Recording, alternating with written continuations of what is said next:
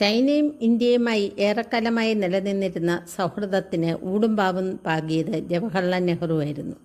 പഞ്ചശീലത്തിൻ്റെ പാഠം ലോകത്തിനു മുമ്പിൽ അവതരിപ്പിച്ച അദ്ദേഹം അയൽരാജ്യങ്ങളുമായി സൗഹൃദപൂർണമായ സഹവർത്തിത്വമാണ് എന്ന് ഉയർത്തിക്കാണിച്ചത്.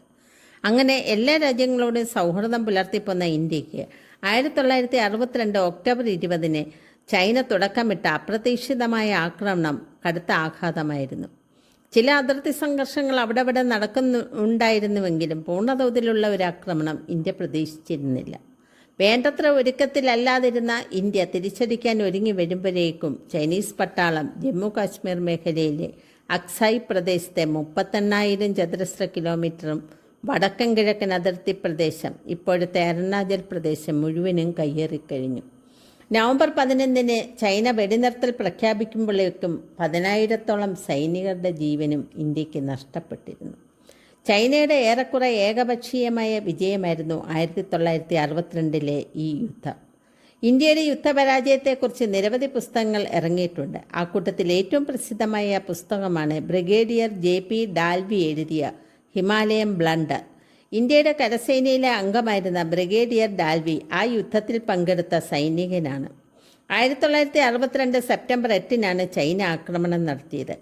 ലഡാക്ക്, നേഫ, ഇപ്പോഴത്തെ അരുണാചൽ പ്രദേശ്, നാഗാലാൻഡ് എന്നീ ഭാഗങ്ങൾ ഇവർ ഒരേ സമയം ആക്രമണം നടത്തുകയായിരുന്നു.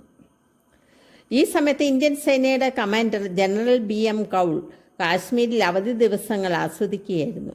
കമാൻഡർ സ്ഥാനത്തിന് കൗളിനേക്കാൾ അർഹതയുള്ള പലരും ഉണ്ടായിരുന്നെങ്കിലും മറ്റു പല സ്വാധീനങ്ങൾ മൂലം അവരെയെല്ലാം മറികടന്ന് കൗളിന് സ്ഥാനം നൽകിയത്. ചൈനയുടെ അപ്രതീക്ഷിതമായ ആക്രമണത്തെ നേരിടാനുള്ള യാതൊരു തയ്യാറെടുപ്പും നമ്മുടെ സൈന്യത്തിനുണ്ടായിരുന്നില്ല. വേണ്ടത്ര ആയുധങ്ങൾ പോലും ഉണ്ടായിരുന്നില്ല. ചൈന അപ്രതീക്ഷിതമായി ആക്രമിക്കാൻ സാധ്യതയുണ്ടെന്ന് കരസേനാ മേധാവിയായിരുന്ന ജനറൽ തിമ്മയ്യ ഉൾപ്പെടെ പലരും മുന്നറിയിപ്പ് നൽകിയിരുന്നു.